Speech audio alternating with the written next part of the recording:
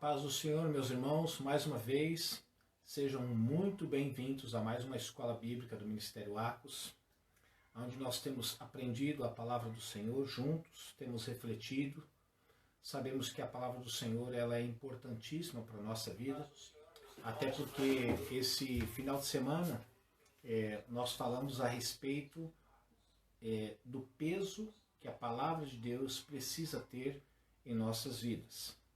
Então nós sabemos que aprender a palavra de Deus não é luxo, não é uma questão de saber mais que outras pessoas, muito pelo contrário. Na realidade, aprender a palavra de Deus deve ser uma dedicação pessoal, ou seja, de cada um de nós, para que nós possamos conhecer mais o nosso Deus e também conhecer aquilo que Ele requer de nós.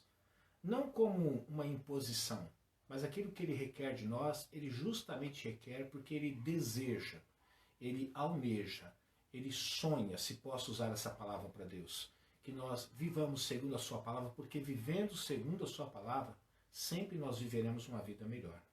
Então, quando a gente olha para os mandamentos, para os preceitos, para os decretos, para as ordenanças do Senhor, não é algo que nós devemos ter como algo imposto, que seja obrigatório nós vivemos.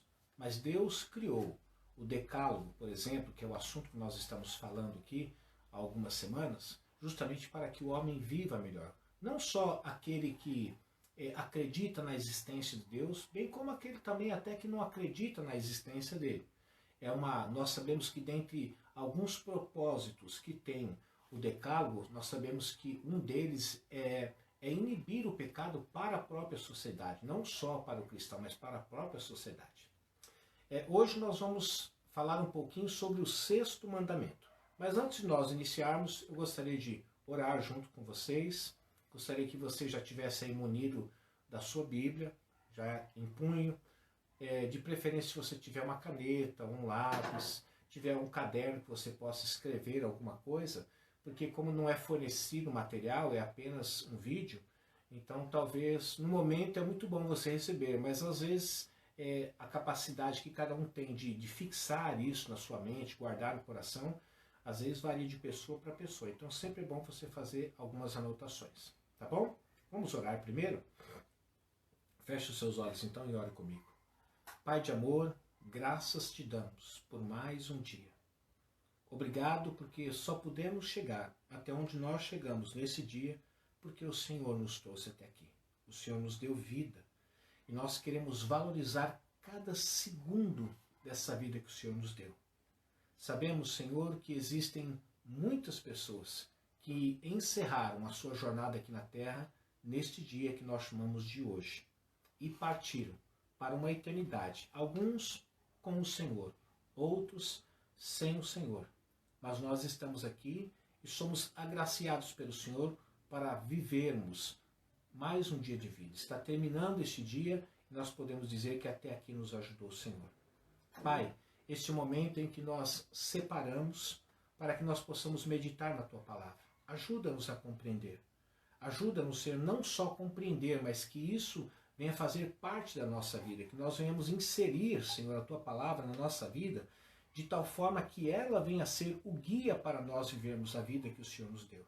De tal forma que nós tenhamos uma vida de qualidade e, acima de tudo, venhamos agradar o Seu coração e jamais entristecer o Teu Espírito.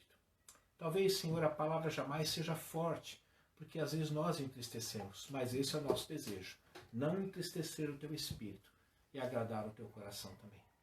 Me ajuda, Senhor, como aquele que vai compartilhar a Tua palavra junto com os meus irmãos e as minhas irmãs, de tal forma que se torne uma reflexão compreensível a todos e que não fique nada obscuro. Bem acredito, Senhor, que é o Teu Espírito que vai assentar cada palavra em cada coração. Mas eu te peço que o Senhor me ajude também pelo Espírito transmiti-la com poder, autoridade e com clareza. Em nome de Jesus nós oramos agradecidos. Amém. Como eu disse, meus irmãos, hoje nós vamos tratar sobre o sexto mandamento do decálogo, dos 10 mandamentos. Eu acredito que você já deve estar com ele na sua mente. É um dos mais curtos que existe no decálogo, né? Que é o não matarás, que se encontra no livro de Êxodos, capítulo 20, o verso 13.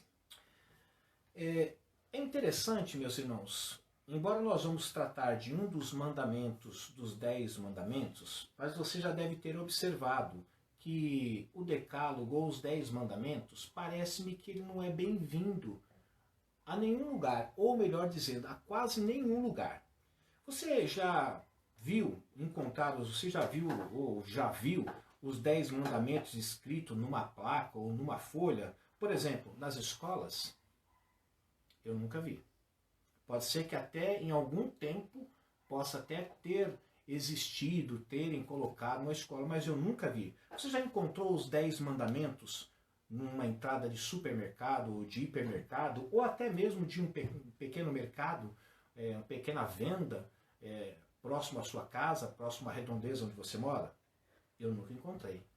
Você já encontrou os 10 mandamentos nos postos de gasolina? Lugar que frequentemente nós frequentamos, né? De uma forma esporádica, mas nós frequentamos. Toda vez que vamos abastecer os nossos carros, abastecer o tanque do nosso veículo, nós vamos aos postos de gasolina. Eu nunca cheguei num posto de gasolina, nem numa loja de conveniência nos postos de gasolina para encontrar os 10 mandamentos. Você já encontrou os 10 mandamentos, por exemplo, nas creches, onde ficam as crianças, que muitas vezes passam o dia todo? Você deve trabalhar numa empresa, ou pelo menos já trabalhou numa empresa. Você já trabalhou numa empresa onde você encontrou logo na entrada, o lugar onde você batia o cartão, os 10 mandamentos? Você já encontrou os 10 mandamentos no salão de baile? A hora que você chega e tá a música lá, o tuts, tuts, tuts, tuts, tuts, tuts, a música eletrônica, e você dá de cara lá com os 10 mandamentos? Não, nunca encontrei. Em danceteria, já encontrou? Você já entrou alguma vez no açougue para fazer comprar algumas misturas aí, talvez para a semana, ou para o dia, ou para o mês, e você viu juntamente, aí no momento que você foi pagar a conta daquilo que você comprou, você encontrou os 10 mandamentos ali? Não. Já encontrou os 10 mandamentos no parque de diversão? Também nunca encontrei. Agora a pergunta para mim que eu faço para você é a seguinte: por quê? Porque na realidade os 10 mandamentos ele causa incomodação. E eles são polêmicos. Vamos começar pelo primeiro mandamento. De mim, as pessoas já objetam ele. Porque já exclui você ter outros deuses. E nós sabemos que a cultura mundial, vamos nos referir aqui ao nosso país, tá? Mas a cultura brasileira é uma cultura que é recheada de muitos deuses, de muitos santos. É um panteão de deuses.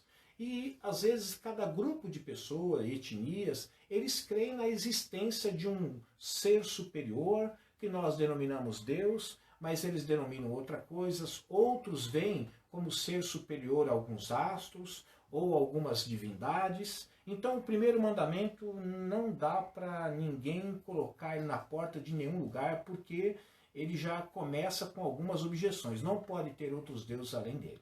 Vamos para o segundo mandamento. O segundo mandamento também existe objeções, porque ele proíbe fazer imagens referente a esse Deus que cada um serve. Imagens que não sejam parecidas com nada que se foi criado no céu, nada que se foi criado na terra e também com nada que se foi criado nos mares. E as pessoas gostam de ter algo palpável, algo em que eles possam olhar, que eles possam tatear. E o segundo mandamento já proíbe isso. Você não deve ter nenhum tipo de imagem, nenhum tipo de ídolo que se refira a Deus. Vamos para o terceiro mandamento. O terceiro mandamento também tem objeções. Por quê? Porque eles consideram que existem exageros, que não pode pronunciar o nome de Deus. Porque o terceiro mandamento diz: não tomarás o nome do Senhor teu Deus em vão. E as pessoas estão acostumadas a tudo falar Deus, Deus, Deus. Qualquer coisa eles colocam o nome de Deus, de uma forma desnecessária. Nós aprendemos isso, que tomar o nome de Deus em vão é você fazer uso do nome de Deus sem nenhuma necessidade. Pois bem, o quarto mandamento. No quarto mandamento também existem objeções. Por quê? Porque a maioria das pessoas consideram desnecessário você separar um dia todo de descanso para você que você dedique ao Senhor. Não há necessidade disso. Eu posso falar com Deus no meu trabalho, no momento em que eu estou descansando em casa algumas horas, no momento em que eu estou no transporte indo para o trabalho ou voltando do trabalho. Não precisa ter um dia todo de descanso para dedicar ao Senhor. Então existem objeções também. Vamos para o quinto mandamento. O quinto mandamento fala a respeito dos filhos honrarem os pais. Esse quinto mandamento parece que não tem objeção, mas as pessoas também não acreditam na promessa que existe no quinto mandamento. Honra teu pai e tua mãe, para que seus dias se prolonguem sobre a face da terra. Pois bem, vamos pular agora para o sétimo mandamento, porque o sexto é o nosso assunto de hoje. Nós estamos falando dos mandamentos que há sempre objeções. O sétimo mandamento existe uma objeção também. Por quê? Eles gostam, a maioria da sociedade gosta de ceder ao pecado de vez em quando. E o sétimo mandamento diz o quê? Não adulterarás. E o povo gosta de pular a cerca. De vez em quando dá uma puladinha na cerca, não faz mal a ninguém, né? Mas nós sabemos que ela diz para a gente não adulterar. Então, é outro mandamento que não é conveniente você ficar colocando em alguns lugares porque vai causar certo incômodo. Mas vamos para o oitavo mandamento. De vez em quando alguém furta. O oitavo diz para não furtar. Mas alguma pessoa entra no supermercado, furta ali um pote Danone. De repente ele está passando pela calçada, tem um jardim do vizinho, ele coloca a mão dentro do jardim do vizinho e furta uma flor. Aí talvez você diga assim, poxa, mas será que isso Deus leva em conta? A pergunta que eu faço para você é a seguinte, é seu? Não, não é. Pedir autorização para o dono para ver se você pode pegar aquilo que você gostaria que fosse seu. Eu vi esses dias uma postagem onde propositadamente uma pessoa que estava, era uma atriz, que estava gravando uma cena, ela simula a queda do celular dela e que ela não percebeu que caiu o celular. A pessoa que estava atrás esperou ela se retirar, dar alguns passos para frente, pegou o celular e colocou no bolso. Depois essa pessoa, que era uma atriz, estava simulando a perda do celular, ela volta e pergunta para essa pessoa, que estava sendo filmada, se ela havia encontrado algum celular. E a resposta, é claro, que foi aquela que nós sabemos, que, por incrível que pareça, se ela pegou e guardou o celular e ela viu caindo da bolsa da mulher, certamente a atitude deveria ser chamar a pessoa e devolver. Quando ela guardou, ela já estava mostrando que ela estava furtando, ela estava roubando e queria ficar com a mulher, com a atriz. Ela foi lá e conseguiu tomar o celular da moça e pediu para a moça colocar ali a digital para ver se liberava, e ela não queria porque ela sabia que não era dela. E a atriz pegou o celular e foi embora. Foi um teste que fizeram para saber o quanto as pessoas são honestas. Então, o oitavo mandamento, não furtarás. Algumas pessoas também não gostam que coloque, porque por mais que você não concorde que um ladrão furte você, é mais você que sonega imposto, de certa forma está furtando também.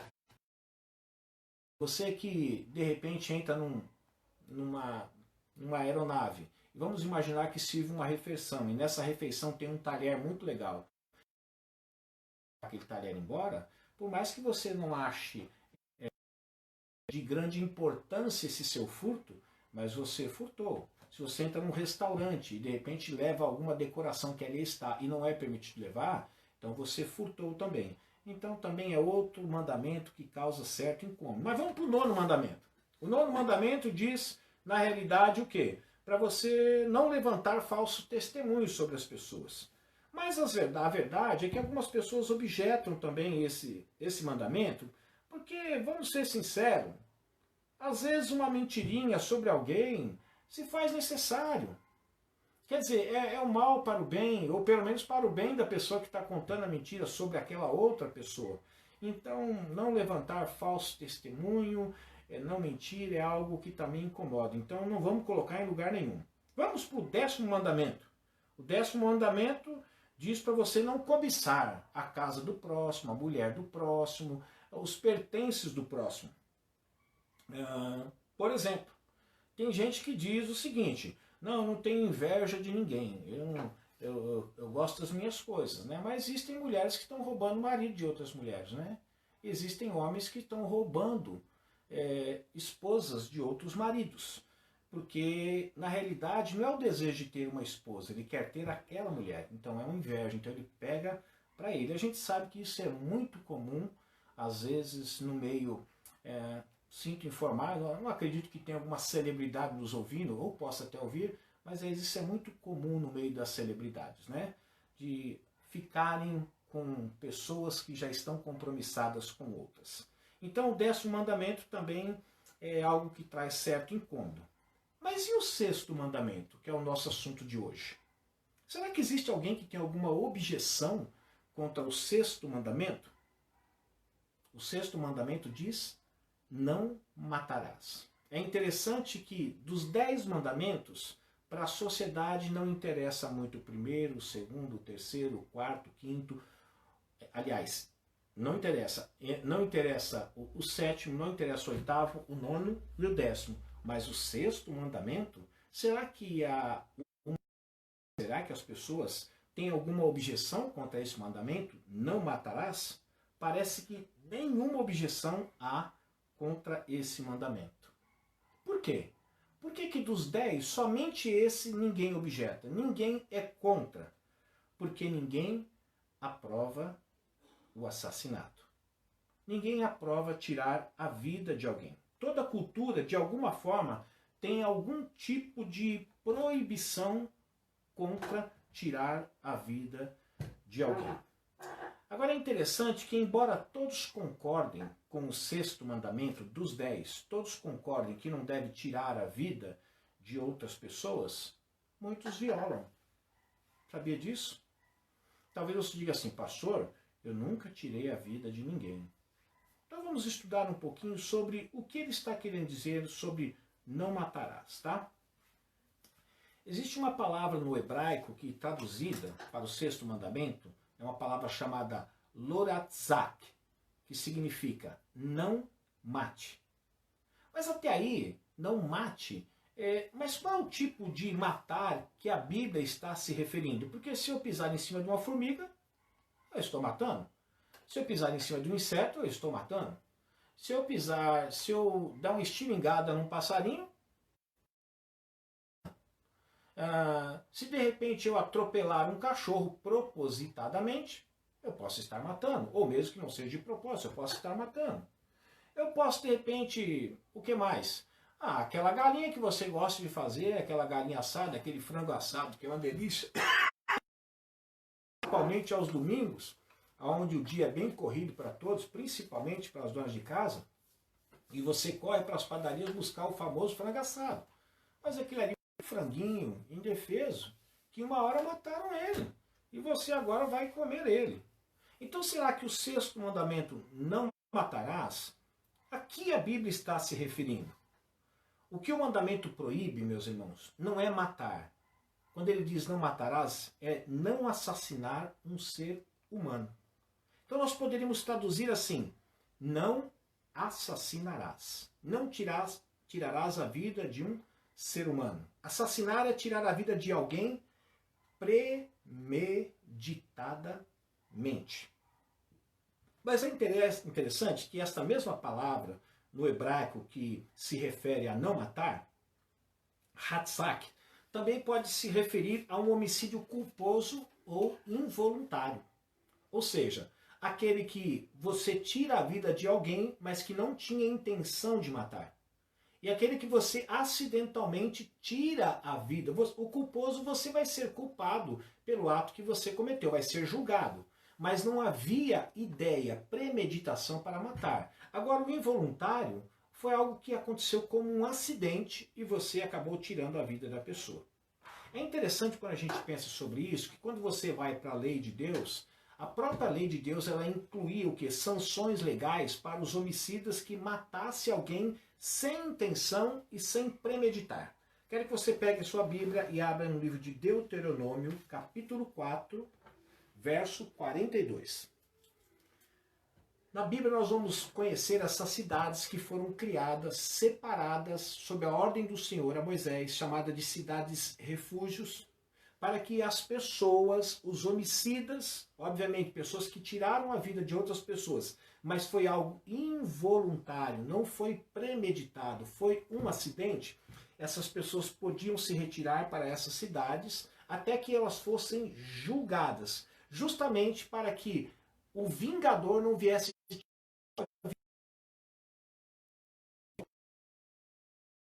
acidente, não foi premeditado.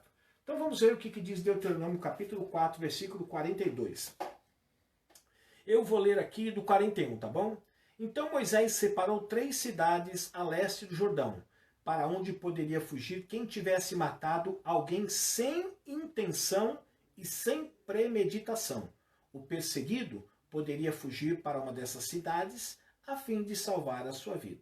Aí ele enumera aqui algumas cidades que foram separadas para que essas pessoas pudessem fugir para lá quando elas tivessem cometido um homicídio, ou seja, tivesse tirado a vida de alguém, mas que não tinha sido classificado como um homicídio proposital, hoje que nós chamamos de doloso, né? A pessoa tinha a intenção mesmo de matar. Então nós podemos dizer que a melhor forma de nós traduzirmos esse versículo, não matarás, seria assim: não matarás ilegalmente. Por quê? Por exemplo, a Bíblia não diz que é ilegal matar, por exemplo, inimigos em tempos de guerra, contanto que a guerra seja o quê? Seja uma guerra justa. Você não vai ser considerado como um assassino se você foi enviado para uma guerra como soldado e nesta guerra em combate você acabou tirando uma vida de uma pessoa. Por quê? Porque a guerra, quando é considerada justa, então não era considerada então um assassinato. Então a Bíblia, na realidade, ela não diz que é ilegal você tirar a vida daquele que é um inimigo em tempo de guerra. Pois bem, será que matar é moralmente errado? Tirar a vida de alguém é moralmente errado? Preste atenção no que eu vou dizer. Nem toda matança, nem todo homicídio tem como objetivo a destruição. Talvez tenha a preservação da vida. Quer um exemplo para isso? A autodefesa.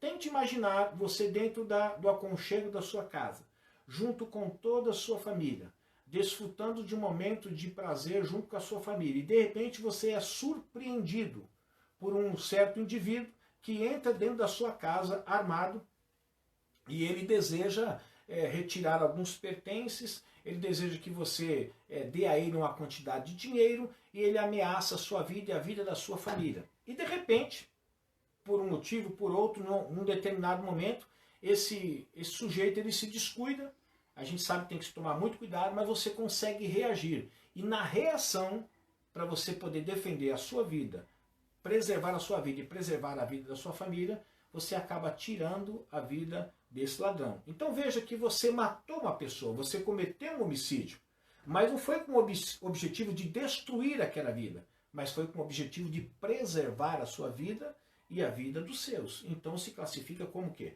A autodefesa. O propósito de se ter, por exemplo, um exército não é matar pessoas. Uma nação ela não cria um exército com a finalidade maior de matar pessoas. Mas a finalidade é de manter a segurança dos cidadãos que residem naquele país. Assim também acontece com a polícia.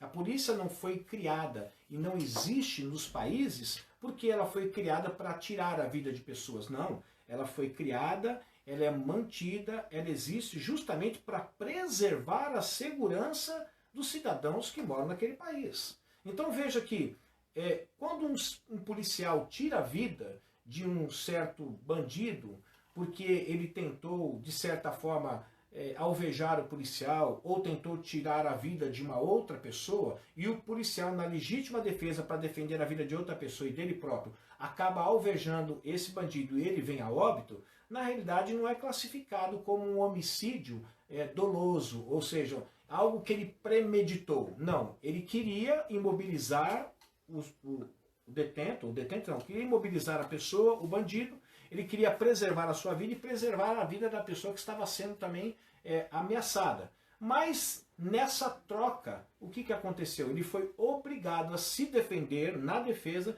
ele foi obrigado a se defender e na defesa ele acabou tirando a vida dessa pessoa. Então veja bem que matar moralmente é errado? Não, depende da situação em que nós nos encontramos.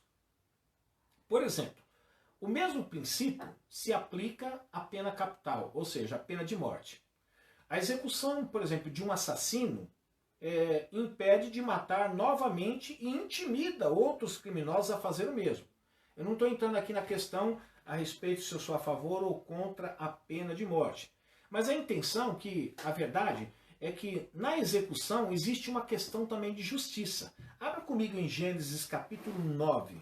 Quando você executa a vida de uma pessoa, ela foi condenada à pena capital, à pena de morte. Quando você executa esse assassino, essa pessoa que premeditadamente tirou a vida de alguém, você vai fazer com que essa pessoa, obviamente, não tire mais a vida de ninguém, porque ele vai ser tirado a vida dele, e isso também vai causar uma certa intimidação àqueles que também vivem na vida do crime e que também eles trabalham com um sistema onde eles premeditam tirar a vida de outras pessoas para alcançar os devidos fins, os objetivos que eles têm. Por mais ruins, maléficos, baixos que possam ser, mas é assim que os ladrões, os bandidos trabalham. Então veja o que está escrito em Gênesis capítulo 9, eu vou abrir junto com você,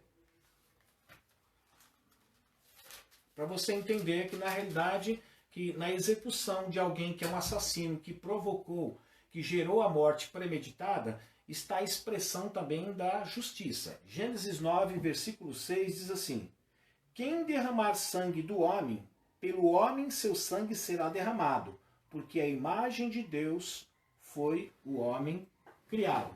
Veja que ele está dizendo então que a pessoa que premeditadamente tirou a vida de uma pessoa, sabendo, ele sabia que ele ia fazer aquilo, seu objetivo era fazer aquilo, ele não fez de uma forma impensada, foi um homicídio culposo onde não havia intenção de matar, muito pelo contrário, havia intenção de matar.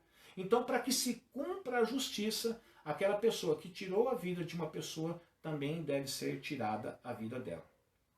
Meus irmãos, esta é a lógica da Bíblia por trás da pena capital. Ou seja, é porque a vida ela é tão preciosa, mas tão preciosa, que a pessoa que tira a vida ilegalmente, ela deve ser condenada à pena de morte. Por quê?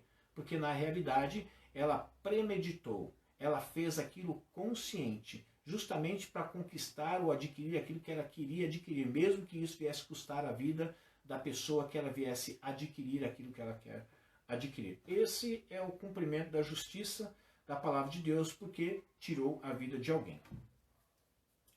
Meus irmãos, nós sabemos que a morte, ou seja, as pessoas que perdem a sua vida, existe por toda parte.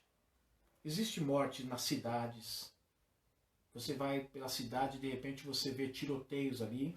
E nós vimos recentemente 3 policiais que foram executados por um falso policial.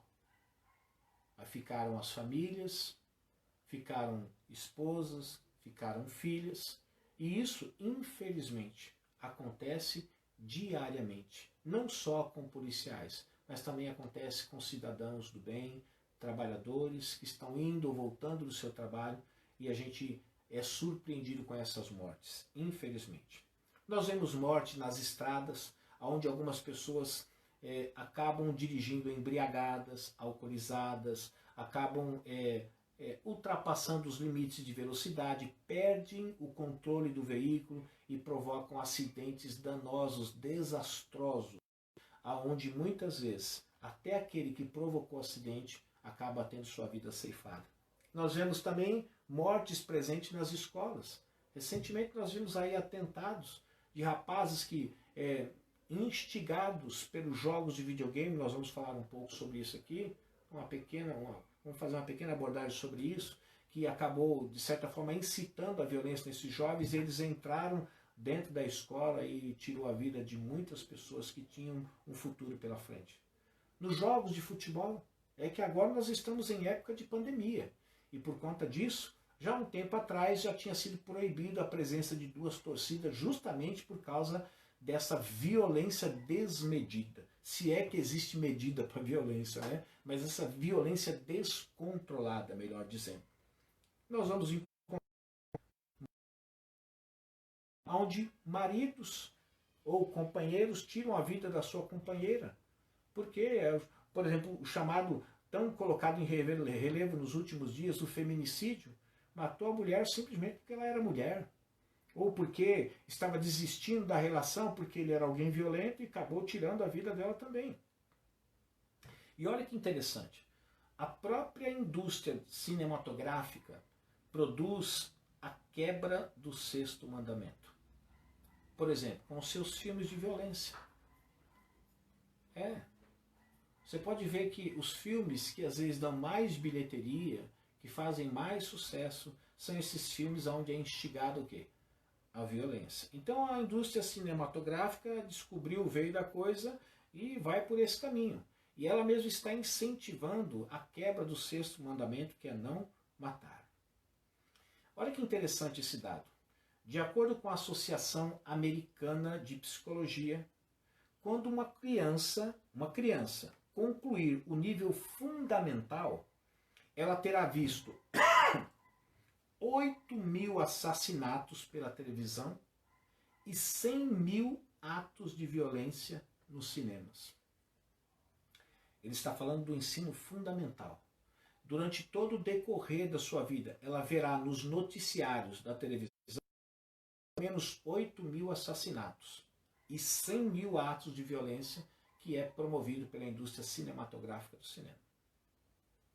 Pesquisas mostram também, meus irmãos, que a violência na mídia dobrou a taxa de homicídio em alguns lugares. Sabia que por assistir muitos filmes violentos, o que aconteceu? A taxa de homicídio dobrou em alguns lugares, só porque assistem filmes que são violentos. Esses filmes, muitas vezes, esses jogos de videogame, ensinam as crianças a matarem. Tanto é que existe o revolvinho que eles ficam atirando, matando as outras pessoas. E nós não podemos nos surpreender quando essas crianças que estão sendo permitidas, os pais, de uma forma tola, permitem que seus filhos brinquem com esse tipo de brinquedo, se é que podemos chamar isso de brinquedo. Eu confesso mesmo, quando eu era garoto eu também brincava de polícia e ladrão. Quem é que nunca brincou de polícia e ladrão? Mas parece que até as brincadeiras de polícia e ladrão, de SWAT, eram mais suaves, né? Hoje as coisas são mais reais e parece que isso instiga mais o desejo das pessoas poderem tirar a vida de outras pessoas. Então, os próprios jogos, os próprios filmes, as próprias brincadeiras hoje, elas, de certa forma, elas mexem com o interior das crianças para que elas tirem a vida de outras pessoas. E quando elas crescerem assim, procederem, do que nós podemos nos queixar? Daquilo que, pelo menos, permitimos que os nossos filhos assistam? Não podemos, né? Só que não matarás ou não assassinarás não ocorre só no âmbito do crime, ou seja, de alguém que vai furtar, vai roubar um veículo, ou que vai roubar uma carteira, ou que vai roubar uma bolsa, ou que vai roubar uma motocicleta. Os tipos de morte que violam o sexto mandamento não se dá somente nessa esfera, nesse âmbito. Deixe-me falar em algumas outras áreas que se dá a quebra do sexto mandamento. Por exemplo, o aborto. Quem praticou, ou quem pratica, ou quem está com intenção de praticar o aborto, ele está violando o sexto mandamento. Ele está tirando a vida de uma pessoa que, infelizmente, não tem nem sequer a chance de se defender. Então, quem pratica o aborto está quebrando o sexto mandamento. Ou seja, não matarás. E você, mas não fui eu que matei, foi quem fez o aborto. Pois é, mas com o seu consentimento. Então você é cúmplice, então você também é assassino. Outra forma de morte que também viola o sexto mandamento é a eutanásia. Nós sabemos que, infelizmente, a eutanásia é você gerar a própria morte, vamos colocar assim, né? É uma forma de você também quebrar e violar o sexto mandamento. Você tirar a vida. Quer ver outro tipo também de morte que viola o sexto mandamento? O suicídio assistido. Por exemplo, na Holanda, quando a pessoa está cansada de viver ou desgostosa da vida, ela não quer, por algum motivo ela não quer mais viver. Na Holanda, isso é algo realizado, é um homicídio realizado, mas protegido por lei. Onde pessoas dizem assim, cansei de viver. E é interessante que eu vi um dado que muitas pessoas que optam pela morte, esse suicídio assistido, na realidade, algumas delas não são elas que querem. mas são pessoas que já se tornaram um peso para a família. Pais que já estão velhos demais, mães que já estão velhos demais, ou filhos que talvez estão há muito tempo em determinadas condições e se tornou um peso, então os familiares acham por bem então praticar esse suicídio, essa morte assistida, esse suicídio. O suicídio quando a pessoa mesmo quer, né? Mas às vezes é um homicídio assistido porque de certa forma é induzido por outras pessoas que não estão mais dispostas a cuidar dessas pessoas que por alguma razão não têm mais qualidade de vida. Só que agora eu quero finalizar a nossa reflexão de hoje, meus irmãos, falar sobre esse sexto mandamento, não assassinarás, mas da possibilidade de que eu e você já tenhamos cometido ele. Pastor, Deus o livre. Eu tenho certeza de que eu nunca tirei a vida de ninguém. Aliás, se eu não puder fazer o bem para as pessoas, o mal, ainda mais caráter de tirar a vida, eu jamais farei isso. É interessante que o sexto mandamento, a gente acha que é o mais difícil da gente transgredir no primeiro momento. Não é. Isso aí só se for um ato de loucura da minha parte, um ato de total descontrole, aonde eu perdi todas as referências e estou aí à deriva na minha mente, nos meus pensamentos. Por quê? A maioria das pessoas não se julga o que? Assassina.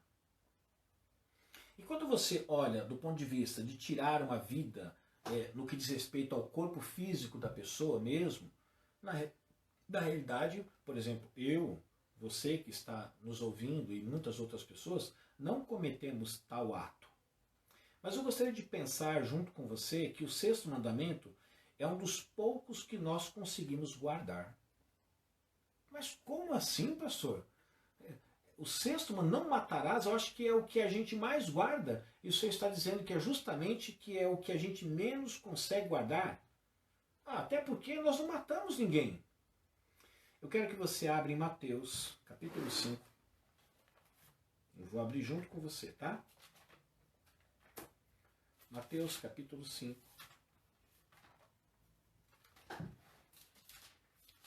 Logo no início. Nós vamos ler o verso 21 e o verso 22, tá? Só relembrando, quem disse essas palavras foi o próprio Jesus, tá bom? Algumas pessoas têm algumas coisas contra o ensino de Paulo, ou alguma coisa de Pedro, ou de qualquer outro autor das cartas do Novo Testamento, mas para que você saiba quem disse o que nós vamos ler agora foi o próprio Jesus, tá bom? Ele diz assim no capítulo 5 de Mateus, versículo 21 e 22, diz assim: Vocês ouviram o que foi dito aos seus antepassados. O que foi dito? E ele diz assim: não matarás. E quem matar estará sujeito a julgamento. Por que Jesus estava dizendo que estaria sujeito a julgamento? Porque se fosse um homicídio praticado premeditado, ele pagaria com a própria vida. Porque aquele que derramar o sangue de um homem, tirar a vida dele, também pelo homem será derramado o seu sangue. Então era a pena capital para quem tivesse cometido um homicídio premeditado. Então Jesus diz, não matarás, e quem matar estará sujeito a julgamento. Mas se fosse um homicídio acidental, culposo ou involuntário, então ele fugiria para a cidade de refúgio, lá ele seria julgado, para que o vingador da vítima não tirasse a vida dele, para que pudesse entender que foi um acidente, foi algo involuntário que aconteceu, ele teria sua vida preservada. Mas olha o que diz o versículo 22. Mas eu lhes digo, ele está dizendo o que foi dito aos antepassados. Não matar, e quem matar será sujeito a julgamento. Mas Jesus vem e, de certa forma, ele faz um anexo a essa lei. Mas eu lhes digo que qualquer que se irar contra seu irmão estará sujeito a julgamento. Veja que a palavra julgamento aqui é a mesma palavra julgamento que ele coloca no primeiro versículo, no versículo 21. Que quem tirasse a vida física de uma pessoa estaria sujeito a julgamento. Neste julgamento, iria se avaliar se o crime, se a morte tinha sido premeditada ou tinha sido algo involuntário. E veja que ele está dizendo que qualquer pessoa que se irar contra o seu irmão também estará sujeito a julgamento. Ou seja, Por que que você se irou contra o seu irmão? Qual foi a causa? Qual foi o motivo? A sua ira procede? Então vai ser julgado também. Continuando. Também qualquer que disser a seu irmão, raca. O que significa a palavra raca aí? É um termo de desprezo. É aquilo que é equivalente assim, você é um tolo. Veja bem, meus irmãos, em um livro de Provérbios a gente vai encontrar essa palavra tolo inúmeras vezes. Inclusive diz assim, não tolo. Você pode encontrar uma pessoa que é tola, mas você quando adjetiva essa pessoa, usa essa palavra tolo para dizer assim, você é tolo, não no sentido de desprezo, mas no sentido de mostrar a ela que a forma com que ela agiu não foi uma forma sábia, então ela se comportou como uma pessoa tola. Mas ele está dizendo aqui o seguinte, mas eu lhe digo, todo que se irar contra o seu irmão estará sujeito a julgamento. Também, qualquer que disser a seu irmão raca, ou seja, tolo, será levado ao tribunal, para saber qual foi o motivo que você acabou lançando sobre ele essa palavra, chamando ele de tolo. E olha o que ele diz agora. E qualquer que disser, seu louco, corre o risco de ir para o fogo do inferno. A palavra louco aqui já está dizendo que é uma palavra ofensiva, que você está ofendendo uma pessoa. E que quando você chama uma pessoa de louco, não porque ela é louca, mas por causa da forma que ela agiu, ou uma forma de desprezar aquela pessoa, Jesus está dizendo, você corre o risco de ir para o fogo do inferno. Aqui, meus irmãos, nós vemos que o assassino, ele tirou a vida física de alguém, tá? Esse assassino, ele era sujeito a julgamento. Ou seja, quando a palavra tolo era usada de uma forma ofensiva, ele era levado para um tribunal para ser julgado. E o que dissesse louco, ofensivamente, correria o risco de ir para o inferno. Agora pensem comigo aqui. Veja que o assassinato aqui não é somente o ato contra o corpo físico, mas também uma ofensa ao seu próximo. E é aí que eu gostaria de chamar a sua atenção. Jesus está dizendo, o que foi dito para vocês no sexto mandamento? Não matarás. Mas se você matar, você vai ser levado a julgamento, para poder fazer uma avaliação se você tirou premeditadamente ou não foi premeditadamente a vida que você acabou ceifando. Depois ele diz, você que chama alguém ofensivamente de louco, você corre o risco de ir para o inferno. Por quê? Porque ele está dizendo que o assassinato aqui não é somente quando você tira a vida de uma pessoa, ou seja, o corpo físico deixa de ter vida, mas quando você ofende o seu próximo. E olha que interessante, essa é uma frase de Calvino. Ele diz o seguinte, é tão errado odiar os que realizam abortos, quanto como é para eles o realizarem. Quer dizer, você odiar alguém que realiza o aborto é tão errado quanto a pessoa que realiza o aborto. Ou o ódio que você tem por essa pessoa, ou os adjetivos que você usa para essa pessoa, é tão errado quanto a pessoa que está realizando o aborto. É uma forma de assassinato. E é por isso que eu disse para vocês, meus irmãos, o sexto mandamento muitas vezes é violado por nós, porque ele é cometido pelo nosso coração. Aí talvez você diga assim, pastor, mas eu acho que isso é mesmo adultério. O adultério é quando consumado o ato físico. Aí Jesus vem assim, olha, mas preste atenção. O adultério, embora seja consumado através do ato físico, mas ele começa através de um ato no coração. Então, fique atento, vigie, porque aquilo que vai ser consumado lá na frente pode começar aonde? Dentro do seu coração. O que Jesus está se referindo agora aqui não é o assassinato de você tirar a vida física de alguém, mas de você ofensivamente lançar palavras sobre a vida de alguém. Todo que odeia a seu irmão é assassino. Pera um pouquinho, pastor, isso é exagerado. Vamos ver o que está escrito em 1 João 3,15, e a mesma palavra assassino que é usada para falar sobre o assassinato, tá? 1 João, capítulo 3. Vou lá com você, tá? 1 João, capítulo 3,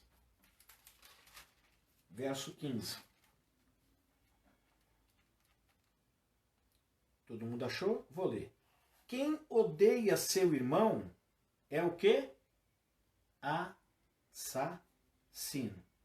E vocês sabem que nenhum assassino tem a vida eterna em si mesmo. Agora, de que assassino ele está falando? Daquele que tirou a vida do irmão? Ou tirou a vida de alguém próximo? Ou até de um desconhecido? Não. Ele está dizendo que aquele que cometeu esse assassinato é aquele que odeia o seu irmão. Então ele diz, aquele que odeia, ou quem odeia o seu irmão, também é assassino. E ele diz que o assassino não terá o quê? Espaço. Não terá direito de entrar no reino dos céus. Alguma citação, pastor? 1 João 3. 1 João 3, capítulo 3, verso 15. Tá, a Maria Rita pergunta, isso serve para qualquer pessoa ou para irmãos em Cristo? Eu diria que o decálogo é para todos, especialmente para nós que conhecemos a verdade. Ok? Agora abra comigo em Levítico 19, versículo 17. Levítico 19, versículo 17. Não guardem ódio contra o seu irmão no coração. Antes, repreendam com franqueza o seu próximo. Veja que esse negócio de você ter algo contra alguém, Jesus disse lá na frente, lá em Mateus. Você tem algo contra alguém, ou algum ódio, você guarda algum rancor de alguém. O negócio não é guardar, é você ir até a pessoa e falar com a pessoa. Então, o Levítico está dizendo, não guardem ódio contra o seu irmão no coração. Antes, repreendam com franqueza o seu próximo, para que, por causa dele, não sofra as consequências de um pecado. Pecado de quem? Dele ou seu? Seu. Ou seja, o problema é que talvez aquilo que o seu irmão ou a pessoa fez contra você gerou em você ódio. E talvez seja justificável, ou seja, explicado o seu ódio. No entanto, quando você guarda o ódio contra o seu irmão, ele diz que não é bom, não é saudável, não é salutar que você faça isso. Mas é bom que você vá até ele e repreenda ele com franqueza, para que por causa dele não sofra as consequências de um pecado. E quando você vai lá para frente, em João 3,15, ele diz, quem odeia o seu irmão é assassino. Então, para que você não sofra a consequência de um pecado agora seu, ou seja, de ter guardado ódio, e você acabou se tornando também um assassino, então é melhor que você deixe de odiar as pessoas. Então veja que o assassinato não é só aquele que lança a mão para tirar a vida de alguém, mas aquele que guarda ódio no coração a respeito da vida de uma determinada pessoa. A Bíblia, meus irmãos, exclui explicitamente os assassinos do reino de Deus. Abra comigo em Apocalipse 21:8. E quando ele fala dos assassinos, não são só dos assassinos que tiraram a vida física, mas dos assassinos que odeiam também as pessoas. Apocalipse, capítulo 21, verso 8. Os incrédulos, os depravados, até aí se fala assim, é verdade, não estou covarde, incrédulo, depravado. Agora ele diz, os assassinos, os que cometem imoralidade sexual, os que praticam feitiçaria, os idólatras e todos os mentirosos, o lugar deles será no lago de fogo que arde com enxofre. Esta é a segunda morte. Ele está dizendo que o assassino, que não se arrependeu do seu ato, seja ele um ato físico ou um ato que na realidade está relacionado aos sentimentos de odiar o seu irmão e não perdoar, ele é classificado como assassino também. Não existe espaço no reino de Deus para o assassino. Tanto o assassino que tira a vida física, quanto o assassino que odeia o seu irmão. Gálatas 5:19, eu quero que você abra comigo também. Capítulo 5, é muito conhecido, né? Mas nós vamos abrir lá junto. Gálatas, vai voltando aí que você vai chegar. 5, verso 19. Diz que esses não herdarão o reino de Deus. Olha o que diz. 19-21. Ora, as obras da carne são manifestas. Ele fala, imoralidade sexual, impureza e libertinagem, idolatria e feitiçaria, ódio. O que está escrito em 1 João 3,15? Quem odeia o seu irmão é assassino. E ele está dizendo que uma das obras da carne é o ódio. Então ele vai listando discórdia, ciúmes, ira, egoísmo, dissensões, facções, inveja, embriaguez, orgias e coisas semelhantes. Eu os advirto, como antes já os adverti. Aqueles que praticam essas coisas não herdarão o reino de Deus. Dentre as pessoas que não vão herdar o reino de Deus, está aquelas pessoas que odeiam. E a Bíblia diz que aqueles que odeiam o seu próximo ou o seu irmão também são considerados como assassinos. Então veja bem, tanto Apocalipse 21 está dizendo que dentre os listados que não herdarão o reino do céu estão os assassinos, os que tiram a vida das pessoas e os que odeiam. Está dizendo também aqui em Gálatas que o ódio ele é uma manifestação das obras da carne. E ele está dizendo que quem odeia não herdará o reino dos céus. Portanto, meu irmão, você que tem assassinado alguém, arrependa-se do seu pecado. Você que diz assim, eu não suporto essa pessoa, eu odeio essa pessoa. Talvez você diga assim, puxa, mas entre cristãos existe isso? Infelizmente, meu irmão, porque Gálatas está dizendo sobre as obras da carne. E as obras da carne também são manifestas na vida de cristãos. Infelizmente, aqueles que não vivem no Espírito manifestam a carne do que o fruto do Espírito. Poderia manifestar o fruto do Espírito, mas por andar na carne, manifestam muito mais as obras da carne. Então, você que é um assassino, que tem odiado o seu irmão, por isso você é um assassino. Arrepende-se do seu pecado. Sabe por quê? Porque Jesus morreu pelos assassinos também. Veja que Paulo ele contribuiu na morte de muitas pessoas. Pelo menos que eu me lembre, a Bíblia não menciona que Paulo matou alguém, mas ele de certa forma participou no assassinato. Ele foi cúmplice. Mas Jesus morreu por ele e ele foi salvo. Você que não matou alguém fisicamente, mas tem ódio de alguém, ou odeia alguém, Jesus morreu por você também, que é um assassino. Você que tem ódio de uma pessoa e não perdoa, você é um assassino também. Agora, para que ir para um lugar onde que não é chamado reino de Deus, se Jesus morreu por você? Ele ofereceu perdão às pessoas que, se olhar em Lucas 23:34, o que Jesus diz? Pai, perdoa. Eles não sabem o que estão fazendo. E ele pediu para que Pai perdoasse quem? Os assassinos dele. Agora, o ato que a pessoa estava cometendo era um assassinato a Jesus? Era, mas se ele se arrependesse. Tanto é que lá na frente o que acontece? Pedro prega. O que o Pedro fala no seu pequeno sermão? Ele diz assim, vocês mataram o autor da vida. Vocês mataram o autor da vida. E eles ficaram o quê? Perturbados com aquilo. E perguntaram para Pedro, o que nós temos que fazer? Já que nós contribuímos com a morte dele, o que nós temos que fazer? Está tudo perdido, Pedro? Pedro disse assim, não. Arrependam-se. Confessem os seus pecados e sejam batizados. Então você que tem sido um assassino, não porque tirou a vida de alguém, mas porque tem odiado alguém, arrependa-se do seu pecado. Porque o não matarás, não assassinarás, também está servindo para você que guarda ódio no coração contra determinadas pessoas, que está guardando ira contra determinadas pessoas, ou está se irando a ponto de não se controlar mais. Meu irmão, a salvação é um presente maravilhoso. Não jogue fora por causa de mágoa, rancor, ódio. Não se torne um assassino. Não viole o 6º mandamento. Não perca tudo. Só porque você quis odiar alguém ou porque alguém lhe fez algum mal. Mal maior fizeram o nosso Salvador Jesus.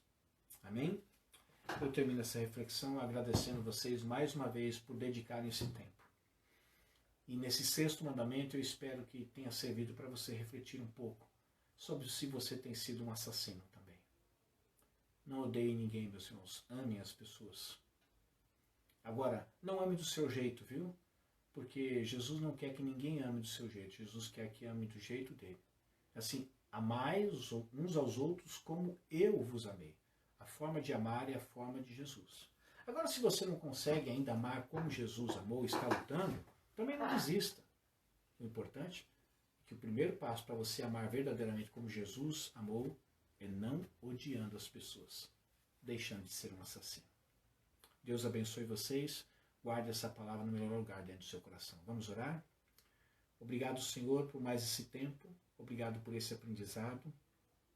Obrigado porque sabemos que o não matarás, ele rompe algumas barreiras, ele vai muito além do que aquilo que nós imaginávamos, que era apenas tirar a vida de uma pessoa.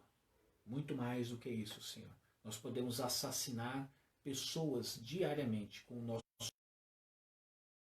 e seremos chamados de assassinos. E não seremos reconhecidos no reino dos céus, porque não haverá espaço para os assassinos que não se arrependem, mas haverá espaço para todo assassino que se arrepende. Dê-nos uma noite de paz, de descanso, e que esta palavra fique latejando dentro de nós, em nome de Jesus. Meus irmãos, um beijo, Deus abençoe e fiquem na paz do Senhor. E obrigado mais uma vez.